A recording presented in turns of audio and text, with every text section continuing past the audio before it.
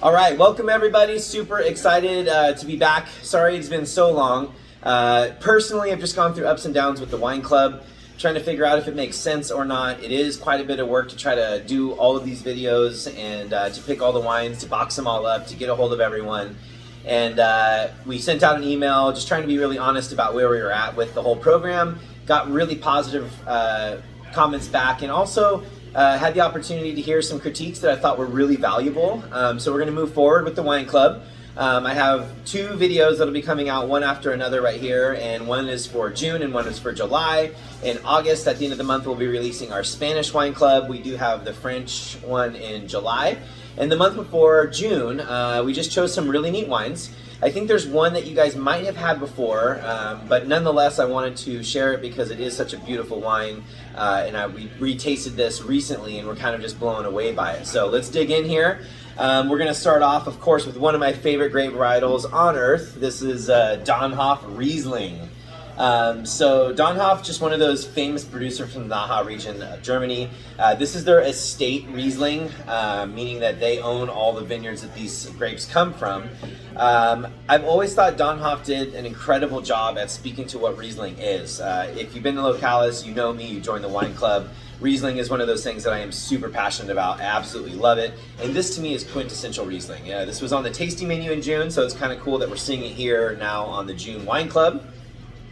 Super aromatic, just completely just shooting out of the glass with complexity of, you know, some of the bitter fruits that are in there. You do get some of that grapefruit kind of quality to it. There's lime in there. There's definitely some of the petrol, some of that gassy kind of notes that you're looking for.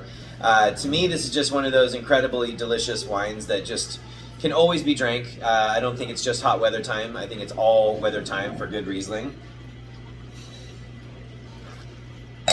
So good. I mean, it's not even that cold right now, and it's still just refreshing on the palate. Almost no residual sugar on this wine. Very dry and crisp and beautiful. Obviously, get yourself some Thai food with this, or make some Thai food. Any sort of red curry, green curry, fish sauce, you know, any of those flavor profiles that you're typically seeing in Thai cuisine, or Southeast Asian cuisine, I should say. I mean, Burmese or Hmong or any of that. This is the perfect wine. So super excited to have it on here for you guys. I really hope that you enjoy this bottle. If you would like extra bottles of anything on the wine club, please reach out to us. We can definitely do that for you. It's something we haven't done before, but I think it's kind of fun if you are really into one of these wines. You're like, man, I wish I could buy a couple of bottles for my cellar. Hit us up. We're totally willing to do that for you. This pairing, the way to start off, what a great wine to start with. Now we're going to go into something that's really near and dear to my heart, actually. We have two Portuguese wines on the June menu before we got into the French menu. Trying to highlight the area. We all know about port wines, but we don't really think about the dry or still wines, table wines of the Douro, which is in Portugal. And they are producing what I think some of the best wines out there right now. I think they're really incredible. The pairing on this was so fun. We'll get into the pairing a little bit later, but this is Porminor. It's from the Douro DOC, so highly regarded area in the Douro. This is Reserva Branco 2020, so new vintage, crisp white wine from the Douro. To me, this wine really spoke to me in a very interesting way because on the nose, it's like, it's hard to even say the varietal. It doesn't smell like Chardonnay. It doesn't smell like, you know, Riesling or Sauvignon Blanc or any of the aromatic varietals, but yet here it is very aromatic. Maybe like a little bit of Chenin kind of qualities in there, Chenin Blanc. But I get this earthy tone on one side, and then it's balanced with this really citrusy high tone on the other side, which I think is really fun for a wine when it gives you that really beautiful balance when you're drinking it on its own. On the nose, we're getting that. On the palate,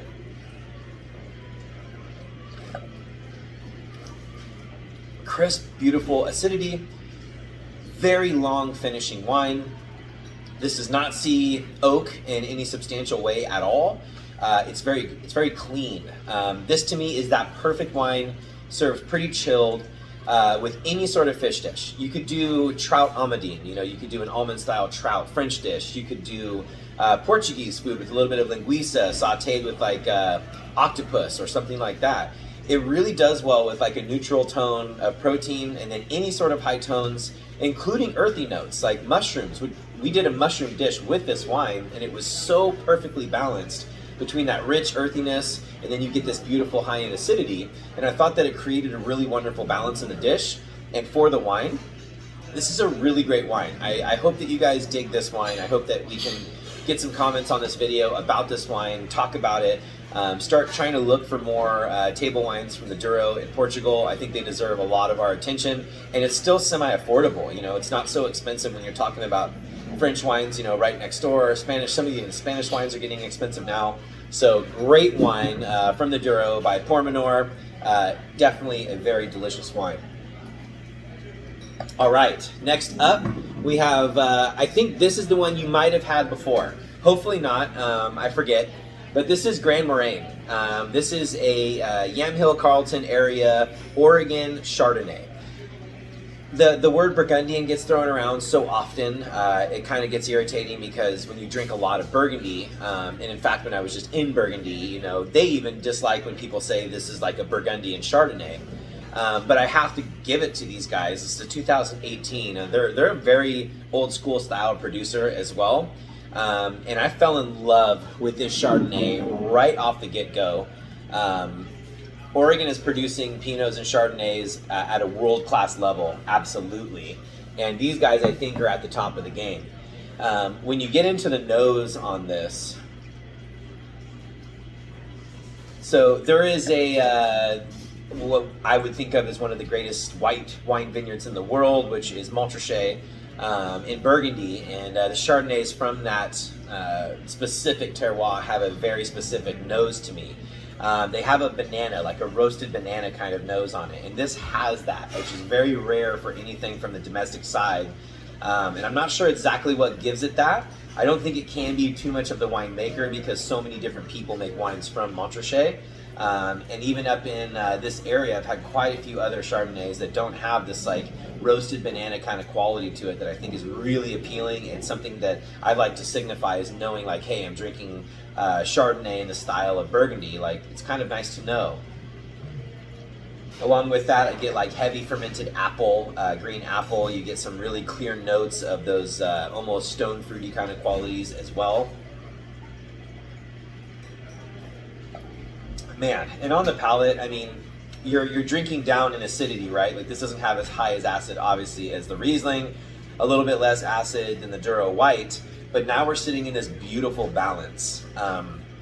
It has a very rich, texturous finish. I think it sees a lot of time on lees or surlees, you know, stirring the dead yeast up to give it that creamy kind of bready kind of character that I think is really appealing when it's balanced properly, which this one is. It can get aggressive. Certain wines just taste like that bready, buttery quality, but this is not that. It's really, really well suited for food or just on its own. I would serve this lightly chilled, not at a full cold temperature like both of these that I would do that. This one needs to be, you know, just below room temp, enough to have a little bit of chill in it so you get all of those aromatic qualities and flavors on the palate.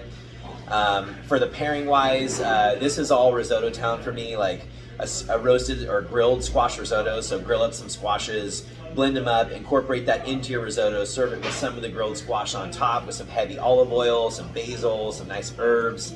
That to me is like what I'm just thinking about right now as I'm drinking this wine, is absolutely something rich and creamy, something that this lighter acid wine can kind of take for a ride, even though it is lower acid. You wouldn't want to, put this with something heavy. It will get eaten up alive by it. You don't want to do that. But give it the opportunity to speak its story as you're eating, and I think you're going to find that really great Chardonnay, even if you don't like oaky, buttery Chardonnay, which I'm not a fan of, this has, you know, those kind of qualities. Now, not nearly the oak regimen that I think that you would find in a lot of California-style Chardonnays, but nonetheless, it is there. But once again, in balance, it's perfect and beautiful. So, beautiful Grand Moraine right there in the Willamette Valley. Very excited that you guys get that. It's definitely on the higher end of our wine club, so appreciate that one. And once again, if you'd like some more bottles, let us know. All right, now we get to a very fun wine that we had on the June menu. This is, I I was saying native California varietal, which wasn't right, but this is the oldest varietal that made its way out of the New World and into the New World in mission grape. So in the 1500s, I believe, mission grape made its way over to the New World and started getting planted. And in California, it's the oldest vines that we know of that have been here since, a long time ago. It's so hard when we're talking about documentation of wine vines when they're that old. But Montrio, really great winemaker. Patrick Capiello, he's a great sommelier first and then winemaker, making wines with Pax Mall down there, some beautiful Syrahs. This is Central Coast area. Montrio is actually the city that the cellars are named after in Sebastopol area. But when I had this wine, it sparked off this very interesting pairing for our June menu. I don't know if any of you were in here for that. If you were, please leave us a little comment on there about what you thought about the pairing. A lot of people were blown away. They never had mission grape. And is this a rosé? I don't know. Is it a red wine? No, it's definitely not a white wine. So it was kind of one of those fun things where it's up to you. We served it chilled. Patrick says that you should probably serve it chilled. It's a beautiful wine for summertime. And on the nose for this mission grape, you get high octane fruit and tomato. I mean, tomato is a fruit, but you know what I'm saying, like traditional berries and those kind of things exploding out of the glass. At the same time, you get this wonderful, like fire roasted tomato kind of nose that I think is super appealing and really kind of gravitates towards some delicious food. I mean, you could smell this wine all day long. It's just so fun. Such a fun wine to have on the club. I hope you guys really enjoy this.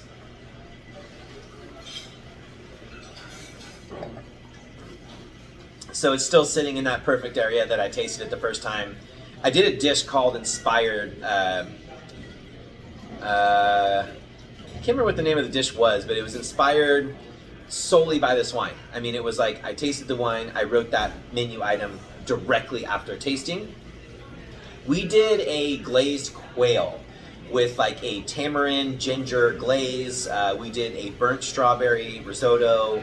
And as I'm saying this, obviously I don't think that you're going to be going through the work of creating this incredibly complex dish for the wine. But bottom line is, take it to an Asian flair. Get some soy in there for that richness and depth. Definitely get some sort of tamarind or some sort of high octane, like kind of like punchy, bright ginger. You could do chicken with this with a nice glaze or like roasted. You could definitely hit it with some different kinds of berries in a savory format. So maybe you want to roast those berries down into a sauce, add in some ginger and soy sauce, and then kind of glaze your chicken with that. But I'm telling you, this thing just loves fruit and acid together in a way that I think is super appealing as a food wine. It's one of my favorite food wines I've had in a long time. It's approachable, you can get it, so it's kind of one of those really fun wines that I really want to support, because this is the kind of wine that's fun for people that aren't into wine. I think you can still accomplish something great food pairing wise with this. I definitely hit up our friends at Pinch out in New York, which is a wonderful Chinese restaurant and award-winning sommelier program there, and it was fun, and I definitely wanted him to come out and try this wine and see what he does with it, because they have some amazing Chinese food there at Pinch. So if you're ever in New York, check him out. Wonderful wine. Thank you, Patrick, for making this wine. All right, now we're going to get into our second Portuguese wine for the month. This is a wine that I found, I think I want to say 6 years ago. It blew me away. As most of you know, I'm a Burgundy hound. I absolutely love Burgundy. I think that Pinot Noir in Burgundy is probably one of the best wines in the world. Nonetheless, when I had Largo de Baio, I was blown away. This is Neaport, which is a very famous port house in the Douro. But this is their table wines. They have quite a few now, single vineyard stuff that is very expensive, very delicious. But this is 2009. And as I'm pouring this, like, it's just, so Baga is the grape varietal. I had never heard of that, and you had probably never heard of that. But Baga is the grape varietal, and then it says right there, Bairrada, if you can roll your R's well, try it. That's the area in the Douro that this wine is from. And to me, this is just the epitome of food wine. It's just so fun. On the nose, you get kind of some darker, complex notes, like maybe you're thinking this could be a Rhone-style wine or something in there. At the same time, it's got some wonderful fruit qualities, much like something you'd find in Burgundy. There's a depth and a richness to this wine. You can tell already it has a lot going on, which is always exciting when we're talking about a food and wine pairing.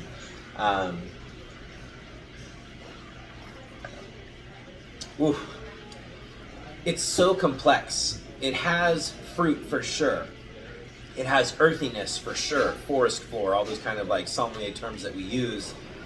But then at the end, it has this like almost tobacco-y, like fresh, sweet tobacco, not like smoked tobacco in any way, but this fresh, like amazing, like tobacco quality that I think just lends itself really well to mid-tier complexity foods. A little bit of fat will work really well with this. You could definitely do lamb. I mean, I'm just thinking right off the bat, like if you did like a Moroccan style lamb, like hit it with some oregano and fennel and some other things like that.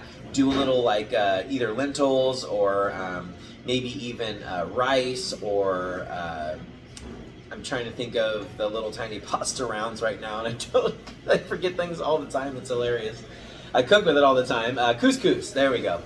Couscous with capers and olive and, you know, just kind of like those briny notes. I think it would just sing with this wine. It's just an incredible wine. I hope that you guys dig this wine. I hope that you want to get some more of it. I hope that you really want to start exploring Portuguese wines outside of ports because they have so much to offer in one of the oldest commercial wine areas on earth. I did not know this, but they have been producing wine, and being Portugal, you know, ports, that was like the main area to launch off to the new world. So much of the traffic of the old world that wanted to send goods to the new world went out of Portugal. Wine, obviously being one of the oldest commodities that we have, has always been sent from Portugal, and they've been growing wine for a very, very long time. My wife and I will be there next year, Jessica and I, and we're super excited to go see another wonderful place that I really want to support. I really hope you guys start finding some more amazing Portuguese wines. To close for this month, we have a fun wine from a couple of our buddies. I think we've talked about Greg and Paul often from Malto Imports and from Pierre Close Imports. Very small importers, working with mostly family people that they know that, you know, is kind of a neat thing that you just don't see very often. This is from the Languidoc. Languidoc is in the southern region of France. It is a warm climate. It's known as a place that produced a lot of planc in the past. Planc just meaning like, you know, high octane, high fruit, you know, just get you drunk kind of wine that Europe was drinking for a long time and the New World was drinking for a long time.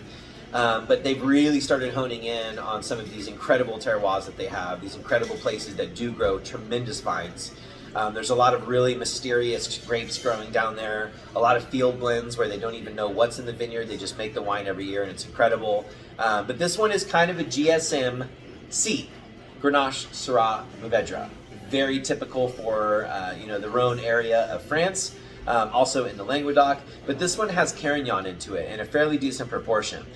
So we start out with 40% Syrah, we have 20% Grenache, 20% Carignan, and 20% Mourvedre.